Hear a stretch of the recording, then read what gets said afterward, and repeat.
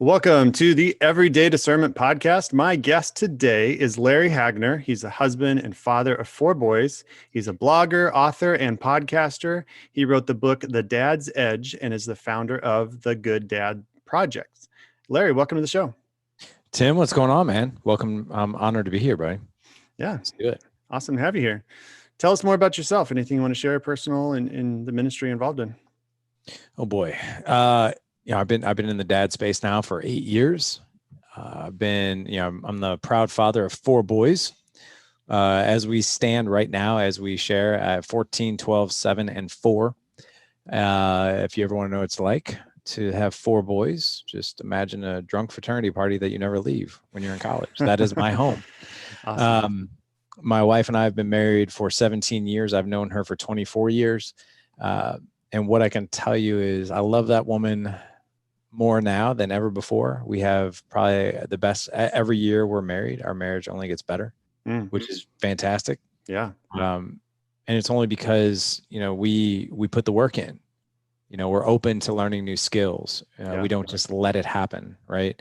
The other thing too is, I've been podcasting for 5 years, over 600 episodes recorded. What I always say is I'm no guru. I've learned a thing or two, that's for sure, but I am no guru. I am no licensed marriage family therapist, no dad expert. But what I can tell you is I've definitely learned a thing or two. The podcast for the past, 5, almost 6 years has been a front row seat to the most invaluable education I could have ever asked for. And the last thing I'll say is that when it comes to being a husband and a father, there really is no training ground out there. Society has really, and the world has kind of set us up for, hey, it's the best time of your whole life. Don't worry, you'll figure it out, which is crazy to me, right? And I don't mean to go on a soapbox right away, but I'll say this, is that we don't do, like, so for instance, this is a faith-based podcast, right? Yeah. The Bible was written for a reason. The Bible is your training manual. The Bible is the map, right? And God didn't sit there and pat us on the back and say, don't worry, you'll figure it out. You'll be good. You'll get to know me just fine. No, there is a book, the how-to on how to create an epic relationship with God. And when it comes to being a man and father, husband, that's a difficult thing to find. There are resources out there, but if you look at your career and anything you do in life, there's training, there's mentors, there's coaches, there's a foundation to set you up for success. Yet in our world, you should, the view is you should know how to do this naturally because, well, you had parents, so you know how to be a parent. Yeah. You saw your mom and dad were married, so you obviously know how to you can figure it out. It's crazy, right? Yeah, I felt the same way with my first child. I had great parents, right? But at the same time, when that moment hits you, when you see your child being born, and for me, it was when he was just on that table, and I'm like, I have no idea what I'm doing. Even though I saw the model, even though I felt like I had it together, it's still that overwhelming sense of, I don't know what I'm doing. Like you said, there's no training manual for it. Yeah, we glean from different things, and we obviously have the Bible, but we have to be active participants in our learning. We have to seek out knowledge. We have to, learn from our mistakes. We have to take partners along the way. And I love what you did, is you said, I don't have all the answers, but I want to learn through this journey and bring other guys alongside me. And that's an awesome source of discernment, is seeking out others that have gone on before us that can, share wisdom along the way, and to encourage others. Because as we grow, then there's others that are just starting their journey that we can say, hey, I've been there. I was there 5 years ago, 10 years ago. Here's some things I did that you might want to avoid, and that kind of stuff. And that's just an awesome source and story of discernment. So how long have you been a Christian? What was influences growing up, and what was your relationship with your parents like, things like that? So I'll start with your first question, which is when I became a Christian. Gosh. I was raised Catholic, and I went to a Catholic school, all up to high school. And what I can tell you is, I thought I knew what it meant to be a Christian. I was a box checker, checked the box. I went to church. I tithed, I did my sacraments. I'm good, right? I'm a good person. I do the right thing. Try to, right? And, it really wasn't until I think it was, I remember back in college, I went to this I went to this event. It was called Heaven's Gates and Hell's Flames. Mm. And it was basically a play that was put on that acted out different people in their lives and how, the enemy gets in your ear and how Jesus is there and that kind of thing. And it was very compelling. And I got saved. And I got saved for that moment. And then I just kind of shelved it right in college and kind of went off and did my college things, partied too much, dated too much, messed around too much, that kind of thing. Yeah. Then I got older, went through the sacrament of marriage, again, still was a box checker. And I say I probably got more serious with my faith when I became a parent, but I still was like a box checker. I'm like, oh, go to church. My kids got the first communion. Yeah. But there was always this ache in me, man. There was always like this pull in me of like, this doesn't feel right. Mm. I know I'm going through the motions. It's almost like, you call your mom on Mother's Day. Okay, I did that, send somebody a card on their birthday, right? Right. And it wasn't until a year ago, and I'm 45. It wasn't until a year ago that I have a tremendous mentor in my life. His name is Brian McRae. And he runs a local event here in St. Louis called St. Louis Mastermind. And I know he's a spiritual person. And he has been, I spoke at one of his events and he watches my brand and that kind of thing. And what I started doing is because my view of it a year ago is I want to rattle men a little bit. I want to get their attention, right? And I was using language online that even when I was using language like that online, I didn't feel like it was an alignment of who I was, but I felt like, hey, I have to do this to get the attention of these guys, right? Right. I'll never forget it. He took me out for coffee and I knew something big was coming. I didn't know what it was, but I felt like it was when your parents sit you down and it's like, you're in trouble. We need to talk. So we shot the breeze for like an hour and he's like, listen, man, I brought you out here for a reason. I'm like, I figured. What do you got? What's going on, man? He's like, look, I've been watching your social media posts. You're using language that I don't feel is in alignment with who you really are. And my question to you is language like that appropriate for you? Does it feel right?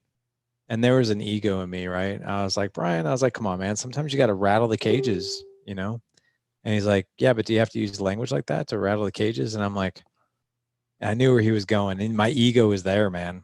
I didn't want to let him in. And I basically ended the conversation with like, look, man, I'm going to do my thing. And I can't promise you that I won't use language like that. And he's like, okay, he's like, well, listen, man, I love you and there's nothing you can do about it. And he's like, but I encourage you to really look at your relationship with God. And I'm like, okay.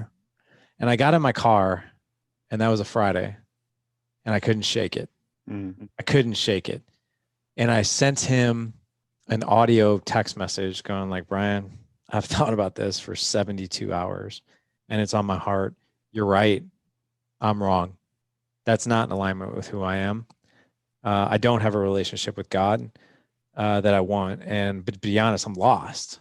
I don't know what that even looks like. I'm overwhelmed by the Bible. I know what the Bible is. I don't know where to start. And there's a part of me that feels very, very unworthy to even pray. Like God knows all my dirty secrets. He knows all my vices. He knows what I'm thinking.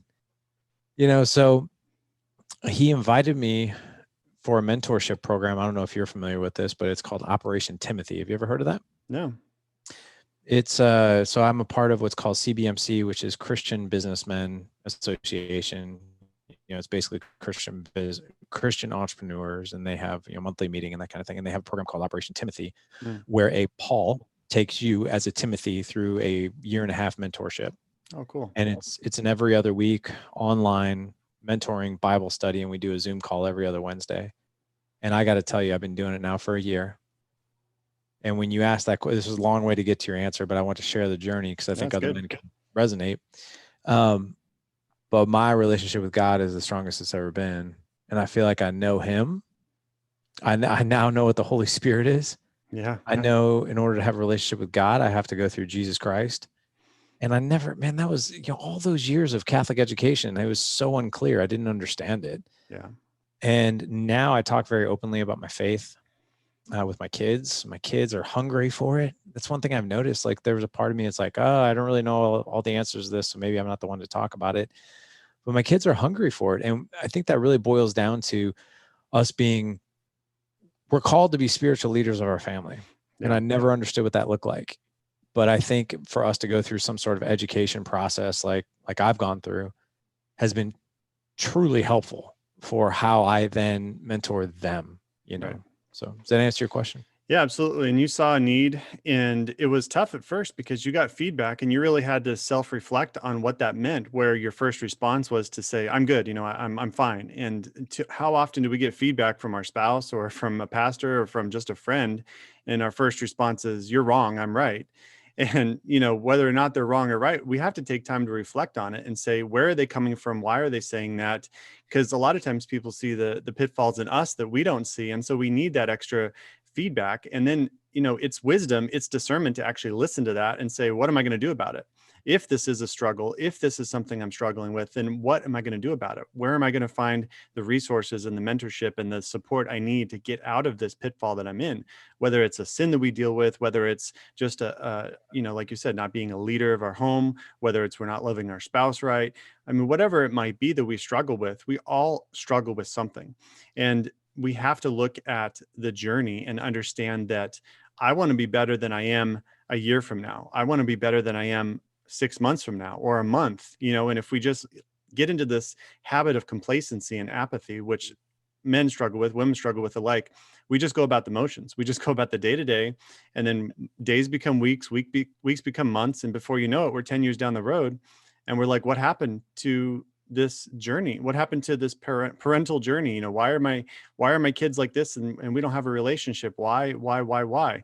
And so it's really important to understand the steps along the way and what our goals are. What is our goal for our family? What's our goal for our marriage? What's our goal for our kids? And then just like in business, when you have a goal, you have to have the steps to get there. You have to look at short-term and long-term goals and stretch goals and all these things that we do in business. We sometimes neglect when it comes to our family. Amen to that. And I think if your heart is in the right spot, if it's centered around that surrender, right? Having that relationship, it does add a ton of clarity to other things that we're challenged with as men. Awesome. Well, we got deep real fast. So we're going to take a step back, get some icebreaker questions to get to know you a little bit. With the most important question I can ask is, what's your favorite movie of all time? 300. Awesome. Not the sequel?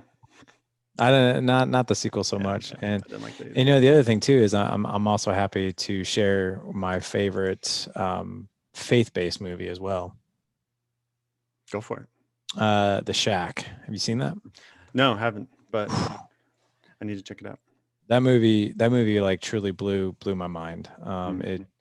It's a fantastic movie. Highly recommend that one. Awesome. All right. If you could meet anyone alive or dead besides Jesus who's alive, who would it be? You said alive first? Alive or dead. Alive or dead. I would love to meet Bruce Lee. What would you ask him? I think I would, I would really pick his brain about how he views life. He lived very differently, right? He had a different view of things. And I loved his philosophy on life, right? For instance, like one of his most popular thoughts and quotes and philosophy was be like water, right? And what does that even mean? Be like water. Water, it doesn't matter what container you put it in, it adapts, right? It doesn't matter if it's hitting up against the rocks, it adapts, right? So that's the way he lived life. That's the way he fought is be like water. And a lot of us, if you think of it, we go about life being the rock. It's like these things are happening. And it's like, oh, I'm just getting pelted, or I'm getting this, or, stuff's coming down on top of me. It's coming beside me. Somebody's throwing me, and it's like, I feel the bashing and the beating. Right. And, being like water is, hey, obstacles are coming. No one's going to live a perfect life. These things are fluid. And how might we navigate in such a way to where it's not so disruptive in our lives? Right. Awesome. What about a favorite author or a book you'd recommend? So John Eldredge, I'm a big fan of his. Yeah. Wild at Heart. And I loved Fathered by God. If you've got a father wound, that is a fantastic book. And even if you don't, it's a fantastic book. Yeah. I love the book Unbeatable Mind by Mark Divine. I love the book Never Split the Difference by Chris Voss. I love even though this is a clean show and I'll keep it clean. I love the book, Stop Doing That, SHIT, by Gary John Bishop, because, you know, the title is there to grab your attention, right? And Gary John Bishop, as an author and a speaker, actually shared the stage with him a couple of years ago at a speaking event, and he is in your face. Like, he will grab you by the shirt and shake you verbally and emotionally, right? Yeah. But I think his message is so strong because the thing that I see all the time is self-sabotage. In men in particular, this feeling of unworthiness, this feeling of we always get back into the same habits. And that book will give you a very clear cut vision of why you're sabotaging yourself and how to avoid it. So I love that book. Awesome. What do you do in your free time? I'm a big fitness guy. You know, I grew up a heavy kid, and I love anything active. Like today, I mean, yeah, I wake up at 4:30 every morning. I'm in the gym by 5. You know, I got an hour workout. I'm going to go for a walk after we're done here. I'm going to go for a walk with my wife. And then after this afternoon, I'm going to be playing tennis with my 12-year-old. Awesome. Cool. So I want to move on to the questions I ask all my guests. Is the time you had godly discernment in your life, a specific example of how you knew it was God and how you acted upon that discernment, and then a time you did not have godly discernment and what you learned from it. So whichever one of those you want to start off with. You know, I would say at the time I didn't know that this was godly discernment. But so I'll share the first time I was unaware, but I know God had a hand in it. It was when I started Good Dad Project back in 2012. You know, at the time I was the typical dad, you know, short on patience, short on temper, mediocre marriage at best, wasn't communicating well with my wife. I sought all my validation in the workplace. That's where I got all my promotions, my attaboys, my raises, my wonderful annual reviews, you know, my sales awards, all those things. I was really into martial arts at the time too. Get your attaboys from that. It's like your hobbies, anything outside the family that was bringing validation, you know, hey, bring it on. That's what I liked. Yeah. And what I noticed is I had the best intentions as a father and husband. I truly did. I really wanted to be the best I could. I didn't know how to do it. And my ego certainly wasn't going to allow me to ask for help. Right. Right. And, you know, it was a dark night in 2012. My son is 12 now. He was 4 then. And what I can tell you is he stepped out of line as a typical 4-year-old would. You know, no big deal. He was doing what he was supposed to do at 4 years old. And I spanked him, and he hit the ground. And I went to pick him up, and he shuddered with fear. And in that moment, I no longer saw my son. I saw me, because, and I won't really get into my childhood for the sake of time, but I grew up with an iron fist and some pretty serious words that were used to me all the time. You know, my mom had different father figures that were in and out of my life constantly, and all of them had alcohol related issues, drug related issues, verbally, mentally, physically abusive. And it was in that moment that I did what any adult would do, which is go in your office and hop on Facebook to distract yourself from what you just did. And I was emotional. I had tears in my eyes, and I saw this button in the left-hand corner. It said create a page. And I just clicked on that button, and I now truly believe it was divine intervention, because the words Good Dad Project rolled right off my mind, right off my heart, and onto that keyboard. And it was almost like I was on automatic pilot. Like there was something bigger than me doing that. And I didn't know it then, but I know it now. That was a surrender. I don't have this figured out. I'm going to create this page. And my goal is I'm going to go out and learn something new every single day, what it means to be a husband and father. And I'm just going to share it here. It's going to be like kind of a public accountability page, and maybe it'll inspire people. Maybe it won't. I really, you know, at the time I really didn't care. And I noticed that page got a lot of traction, and, you know, I was starting to be asked to do crazy things like speak. I was like, speak? Are you kidding? At churches, no less. They want me to speak at churches. And I'm like, I don't know what I'm doing. And they're like, well, that's why we want you to speak. You know, because you don't know what you're doing. Like, we want you to more or less be the voice of the imperfect father. And I'm like, okay. So I did. So that's when I didn't know it. I would say, as far as, you know, divine intervention now and discernment, you know, I really thought I'm very busy. You know, we run a platform with 500 men who do life with us in our mastermind, it's very demanding.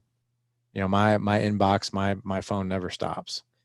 You know, we're always creating new things for men, you know, new challenges and new content and new skills. And I run 3 shows, podcasts a week, you know, and I just got a book deal, you know, not too long ago. Nice. And, you know, there's tons of excuses of why I couldn't do something like Operation Timothy that takes a lot of time. Yeah. But I felt that discernment, that pull of like, no, you know, the health of your spirituality and the spirituality of your family and you leading them is very important, and you better do this. Yeah. And that's where I just surrendered. And I was just like, what do I do here? And the answer was very clear. Like, I know you're busy. Make time for this. Yeah. And I did. And it has been the best investment in time and being a student all over again that I could ask for.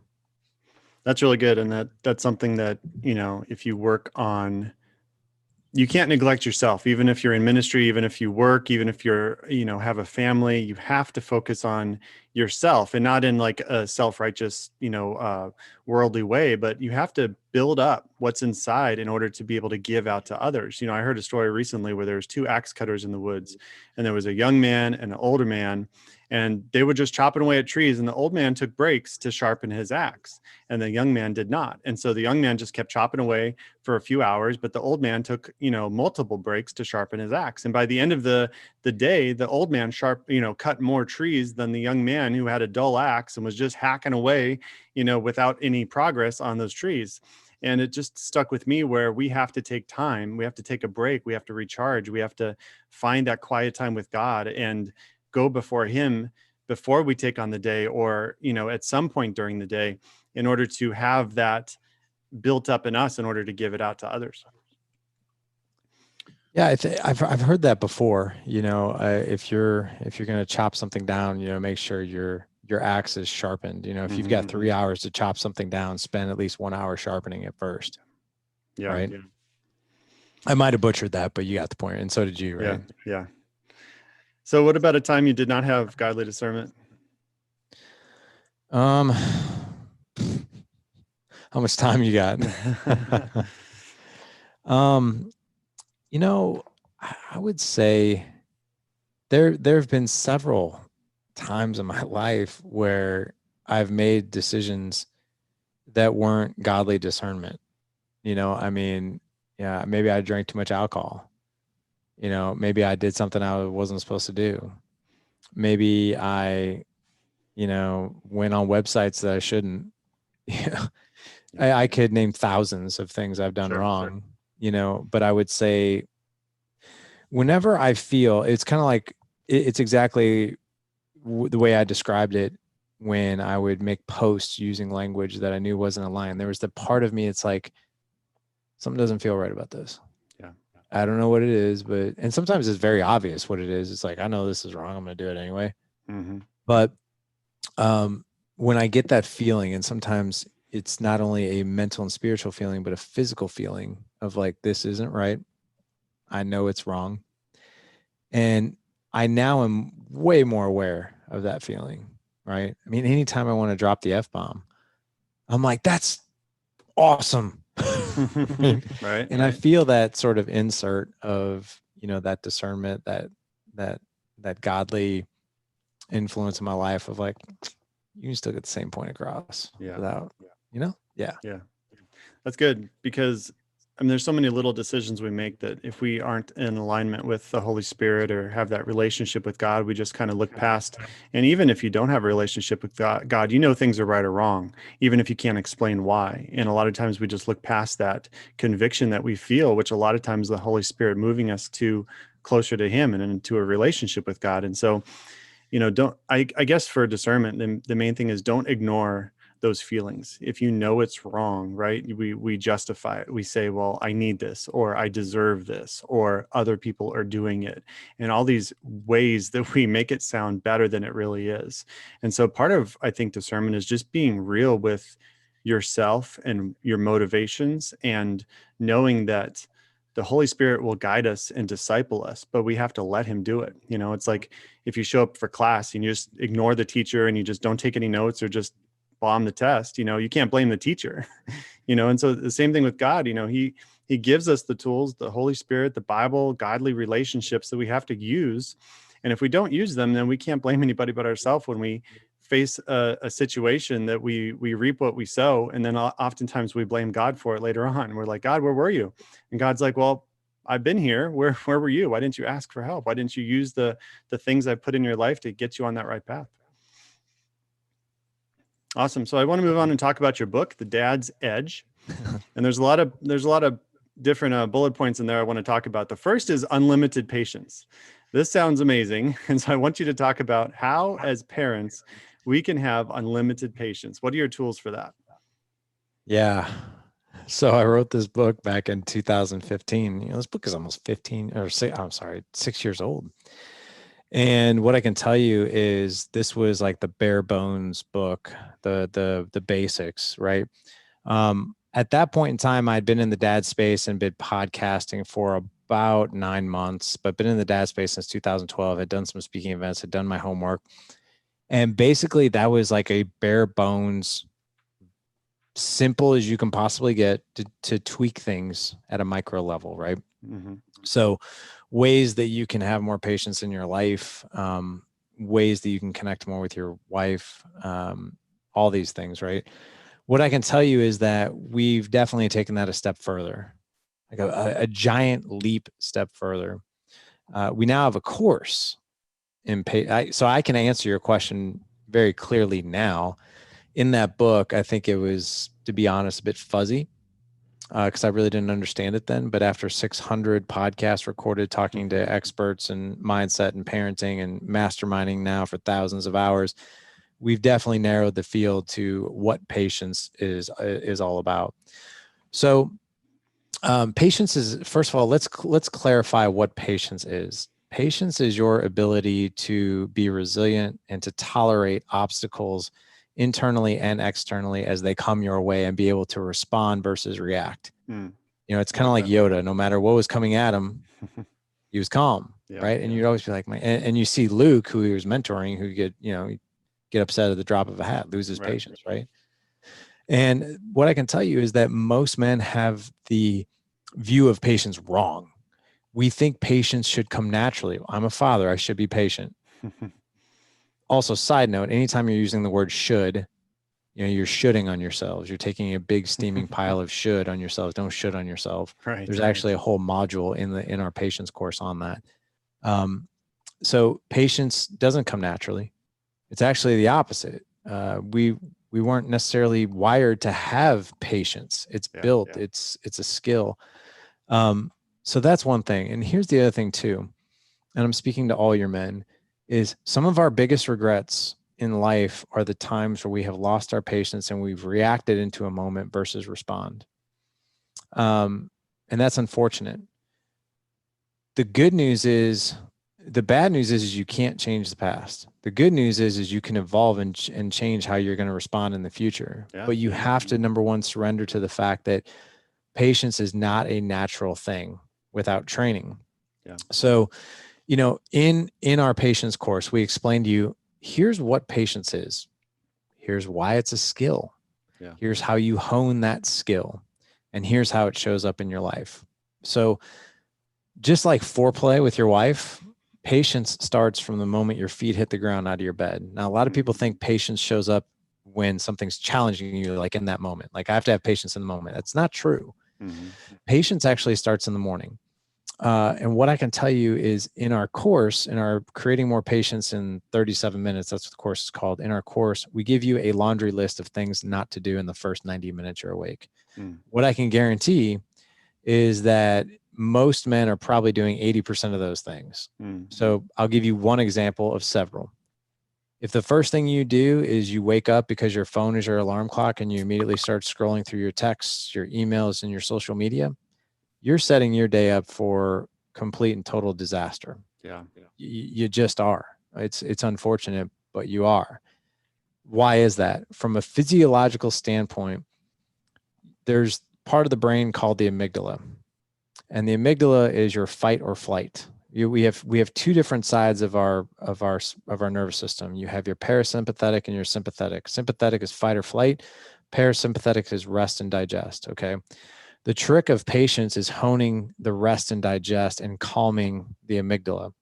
And what we don't understand and what we do as a society is when we check that phone, you check your Gmail, you check your work email, you check your text, you check social media, you're agitating that amygdala, you're agitating that fight or flight. And it could be as something as minor as you see an old college buddy that you really didn't like so much, or maybe you did, and he posts a photo of like how happy his family is. And you're immediately like, oh, why can't I be that happy? Right.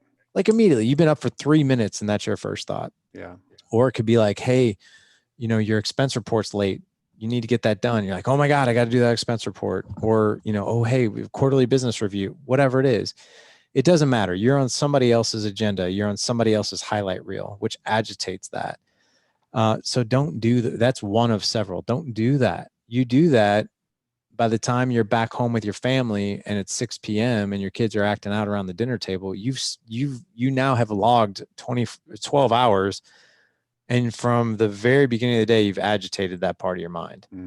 So don't do that. So we map out all these things of what not to do. And then we give you a good template of what to do, what a good solid morning routine looks like. And I get it. Okay. Everyone has beaten the morning routine to death. But what I can tell you is that if you want more patience in your life, you need to have a solid morning routine. And it doesn't have to last 90 minutes. It can last 5 minutes, but we give you an example of what that is.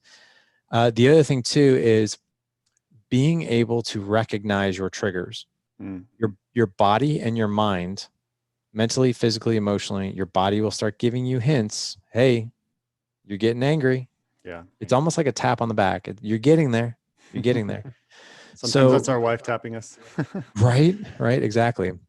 The trick is you're not, let me start here. If you feel those triggers start to happening, what happens is most men judge themselves. Oh, I'm getting angry. I shouldn't get angry. I mean, what does that do? That triggers that even more. Like, oh, you shouldn't be angry. Emotions are neither bad nor good. They just are. That's actually a quote from Gary John Bishop. Quote, emotions are neither bad nor are, they just are. You're going to get angry. Yeah. You're going to get agitated. The question becomes, do you have the skill to interrupt that pattern? Do you have the skill to interrupt, the emotions that you're feeling and not to judge them? So like, for instance, when my kids start to go haywire, I have 4 of them. There are certain things that I do. I'm like, my hands are starting to sweat. I have shallow breathing. I have incomplete thoughts. I feel like I just want to rage on this kid right now. Like those are I know it's coming. Yeah. And what I do is that we give you several different ways, several different examples of how you can interrupt. Okay. And again, you're not judging yourself because you're about ready to have a rage. You need to interrupt it. Yeah. So like, sounds kind of simple, but one of the things that I like to do, and we give several examples in that course, is count backwards from 50 to 0 in increments of 3. Don't go from 10 to 0 because it's too easy. You can do that on an automatic pilot. It takes a lot of thought and some math to go from 50 to 0 in increments of 3. Yeah. And a lot of times you only get into the 30s and you're calm. You're in response mode, not react mode. You've distracted your mind away from whatever it is that's agitating you to a point where you can now respond. The other thing I do too is I look around the room and I'll name 10 things quietly to myself, and I can't repeat any of them. So I'll be like, frame, Spartan helmet, printer, microphone. And I'll just do that quietly. And as my kids are acting a fool, for that moment, I haven't given attention to that. Right. Yeah. So the other thing too is we give you a template of what words to use to respond. So like, for instance, when our kids are acting out or something's going on, I'll be like, what is wrong with you? Why are you acting like this? Right? Instead, looks like you're pretty upset right now. Feels like you're angry right now. Yeah. Looks like you're sad right now. What's going on? And you can even hear the different tone of my voice. We go through the course. We talk about voice tone.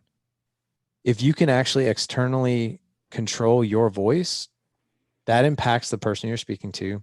Guess who else it impacts? Us. Yeah. If we can speak calmly externally, that's calming us as well. Okay. The final thing that I'll say about patience is you're human. You're going to screw up. This is never going to be perfect, ever. Yeah. But there's an entire recipe of how to build patience throughout the day. We call it building emotional capacity, building resilience. But you're going to screw up. The last module in that patience course is what we call the after action review. Because when you blow up, you're going to blow up. It's going to happen. The point is how can I get 1% better every single time? I have triggers. And if you can identify what it is that you missed, then it's a learning moment. It's not a failure. It's a learning moment. So like, for instance, if you blew up at your kids and then you go through the after action review and you're like, oh, I didn't do my morning routine today. And I checked my phone in the first 7 minutes I was awake. Not only that, but when my kid was acting a fool, I just went at him. I didn't take that productive pause and interrupt that. Right. So it'll help you identify where did I go wrong? And the likelihood of it happening again is less. Yeah. So that's what I can tell you about patience. It's a practice. It's a skill. You've got to be open to learning the skill. That resource can be found actually on our website. It's gooddadproject.com/patience. But yeah.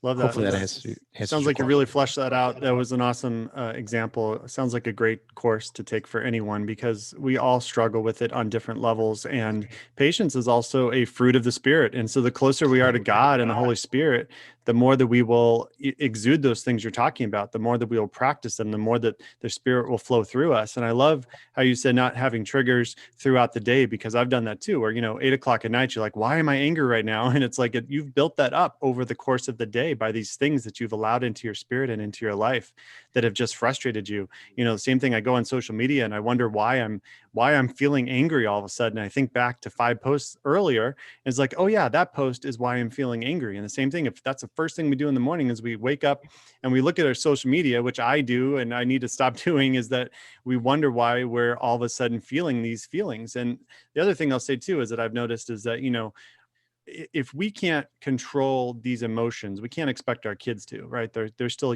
young and growing. And so not only do they look at us and show the example that we're giving, but I've seen this too, where I get angry, and my son especially, he'll get angry and we just kind of escalate, and then I get louder, he gets louder. And then before you know, we have, an unproductive screaming match where if I take a step back and like you said, speak in those calm voices, like, why are you upset right now? What went wrong? If you project that calmness, it will often follow it up with our kids being calm as well. And that's a great reminder for everybody, because yeah, like, it's discernment to know when, like you said, it's not that we're not going to feel angry, or it's not that we're going to not feel impatient, but what do you do when you feel that? What strategies can we employ to take a step back before we, you hear your kid screaming downstairs, you storm out of the room and run downstairs. Well, maybe you need to take a few minutes, let them scream for another minute or two, breathe, think of a strategy, get your wife on board. Let's go handle this together in a calm manner, and then go address the kids. There's a lot of ways where we just got the first response is usually never the good response. Awesome. Agree with that. So I want to move on real quick to improving connection and intimacy with your spouse, whether you're a husband or wife. What are some strategies you've seen for this during the busyness? You say we can still stay connected to our spouse even when you're busy. So again, these things are skills. They're not, a lot of us are under the impression, and I'll use myself as an example, be like, man, if me and Jessica aren't connected, maybe we're not meant for each other. Or if we don't know how to naturally connect with each other, then maybe we're not meant to be. It's all these really terrible things that we tell ourselves. Again, I mean, I have a 4-year degree in health management, exercise science, and nutrition. So I can tell you anything about how to eat. I can tell you anything about the body. I can tell you anything about anatomy and physiology, metabolic equations, all these things, right? But when it came to being a married man, I couldn't tell you how to communicate with my wife. I never took a class on that. I don't have a 4-year degree on that. I don't have a certification on how to do that. But yet again, it's one of those things where, oh, this should come naturally. We're meant to be. No. That type of expectation will set you up for failure. And I seriously think that's one of the reasons why we have a 50% divorce rate, is because we do have these expectations of ourselves that these skills should come naturally, and they don't. So there's a few things that, I love the book by Chris Voss called Never Split the Difference. Okay. That's a great book on not only negotiation, but communication. It's actually more in communication than it is negotiation, to be honest with you. I joked with Chris when he came on the podcast. I was like, dude, this should be like a master's degree in communication. He's like, yeah, but nobody would buy it. But then you've got Gary Chapman, right? The 5 love languages. And Gary Chapman, he's been on our podcast. He's a very spiritual man. You know, and he has spent countless hours in front of couples. So, and women and men are wired different when it comes to communication. Okay. Women need, the 3 needs of women is to be seen, heard, connected, or cherished, right? Men need appreciation, respect, validation. You have to recognize there are different needs for these 2 different creatures, right? Yeah. So when it comes to communicating with my wife, I'll give you a couple of examples. When my wife used to come to me and talk to me about things that were on her mind and heart, what would I do? What do you think I would do? Tell her how to fix it. Exactly. Tell her how to fix it. That's the number 1 rule. Don't ever do that unless she asks for it. And sometimes you can just simply ask, do you want me to hear you, or do you want to talk about solutions? Because I'm good either way, whatever makes you feel most supported, right? There's a skill set that we teach called tactical empathy. Tactical empathy is a way to not fix the problem, allow someone to be heard, allow her to be heard, and allow her to feel supported, to be seen. We also, Chris also talks about in his book, which we use a lot, called labels. Labels are labeling the emotion that you think the person is going through. When you're labeling someone's emotion, the person that is receiving the label feels very seen, very connected. So for instance, if my wife comes to me and she's like, oh my gosh, like I couldn't get so-and-so out of bed this morning. The kids were acting a fool. I tried to get them to school today. They spilled chocolate milk in my car. It's like, oh my gosh, I'm just so stressed out. Ooh, man, feels like that's really overwhelming. Yeah. I definitely feel you on that one. That's a really tough way to start the day. How can I best support you right now? What feels right? That's a very different response than like, all right, well, listen, here's what we need to do. We need to get the kids up earlier. No more chocolate milk in the car. Okay. No more chocolate milk in the car. I'll take your car to get it washed. Anything else we need to talk about? Like, that's not what your wife wants. That's what we want. Dude, like Tim, if I came to you and I was venting about something, I'm coming to you because I want you to tell me what to do, not because I want to be seen or heard. Let's fix this and get it done. Let's fix it and move on. So tactical empathy, labels. There's another thing too. There's another skill. Never ask your wife why. Replace that with tell me more. Sounds frustrating. Tell me more. So like, for instance, if I say to her, it sounds really frustrating. Why are you so upset? That's condescending. That doesn't land well. I'm not upset. Right. That doesn't land well with anybody. For instance, if you're at work and your boss comes to you and is like, hey, Tim, why'd you send that email? Versus like, hey, I saw your email. Tell me about that. It's the same thing, but it lands differently. Yeah. Right. Yeah. When someone says, I saw your email, tell me about that. You feel connected. You feel seen. Right. It's the same thing. The other thing too is come to every conversation with curiosity and appreciation. That's hard. You come to every conversation, good or bad, with curiosity and appreciation. What does that mean? Most of us as human beings, we come to every single conversation, every single encounter with expectation and agenda. If I'm coming to talk to you, it's because I want A plus B equals C. X plus Y equals Z. Like, this is why I'm talking to you, and this is what I want to happen. Even when we're arguing, like, I want you to see it my way. And if we come to a conversation with curiosity and appreciation, what does that look like? If your wife is like, hey, I need to talk to you about something. I noticed last night you were like in a really bad mood with the kids, and that really kind of impacted us. Now, expectation and agenda and defensiveness would be like, what are you talking about? I wasn't upset. I wasn't impatient. Why are you calling me out? Right. I mean, what is that going to do? But if you say, that's interesting, tell me what you saw. Tell me what I didn't see. And then you're allowed, that's curiosity and appreciation, because if your wife is sharing something with you, she might have something to say about it that you might want to hear. Right. So curiosity and appreciation is key. The last and final thing that I'll say about this is, my wife and I have known each other for 24 years. I'll share, I know this is a clean show, but I'll share something funny. Okay. Um, I date my wife. I didn't always date my wife, but I date her now, and I have for now for years. And what does dating your wife look like? I take my wife out at least every other week on a date. You need that time where you're not mom and dad. I don't care how guilty you feel, even those kids with a babysitter. You need time to date your wife. You need time to not be a mom and dad. That will disrupt your relationship if all you are is mom and dad. Mm-hmm. So when I take my wife out on a date, I research questions I haven't asked her. Maybe I haven't asked her in years, or I've never asked her. I'll give you an example of this. If I take my wife out to dinner, I'm not going to be like, so how was your day? How was your week?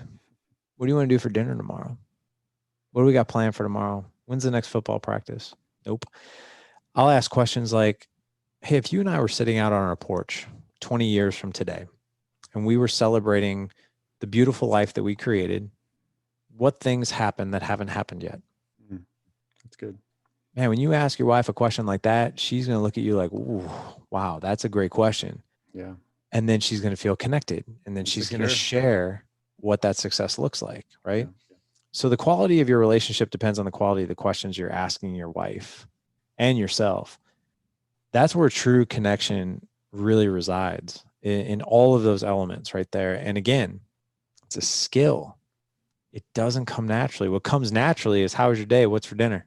That's our default. Yeah. You know, we got to get out of that. Yeah, which causes stress when you ask a question that creates a task, you know, like, what about this? What about that? And then you stress out your spouse by asking these questions instead of connecting first. And it's not that those questions are bad, but especially when you have time for a date night or time together, you have to connect. And I love what you said, you know, step away from being parents. And we get in that mode where we're just parents, you know, and unfortunately, husband and wives that are parents for 18 years, and then when the kids are out of the house, they are looking at a stranger. And that's what we want to avoid, is we want to avoid that lack of connection. And I get it, you go through the motions, there's a grind when it comes to parenting. You look at the next stages as like, okay, this stage will be over, I got to move on to the next stage. But at the same time, we have to stop and enjoy the process. We have to enjoy the process and not just look at, the same goes in our job. You know, we look at, well, when I retire, I can do this. Well, what about now? How are you going to enjoy life now while you have that job? How are you going to enjoy your family now while your kids are in the house? And not just think, well, when my kids are out of the house, then we'll be able to connect. No, you may not have your spouse if that's your mindset. And that sounds extreme, but that happens to so many couples where we don't want to live with a stranger in the house. We want to have that connection. And that does require a concerted effort to have those date nights, to have what we call couch time, where you just have, even if it's 5-10 minutes, a way to unwind and process, talk about things. And maybe there's nothing to say, you just let the other person talk. But those are such great tools and such important ways to improve our connection. And also with connection comes intimacy, because we know, like you said, foreplay starts in the morning you wake up. It's something that is a whole day process. You know, if you want to feel connected, it doesn't just start at 10:30 when you're in the bed. It's a whole day. And so great tools there, great wisdom. And we're at the end of our time, Larry, but I definitely want to thank you for coming on. A lot of great tools that you have. If you want to let the audience know where they can connect with you and find some of those tools. Yeah, for sure. I mean, everything we do lives at gooddadproject.com. In the nav bar, you'll see all kinds of different resources. I'm not exactly sure when this particular show releases, but we now have a 30 days to an extraordinary marriage. That's free. Awesome. It's a series of emails to give you tactical skills like I talked about today, that literally you can read the email and then immediately go connect with your wife using the strategies I talk about in that email. It's free. You don't have to pay for it. We also have our patience course. You can find that at gooddadproject.com/patience.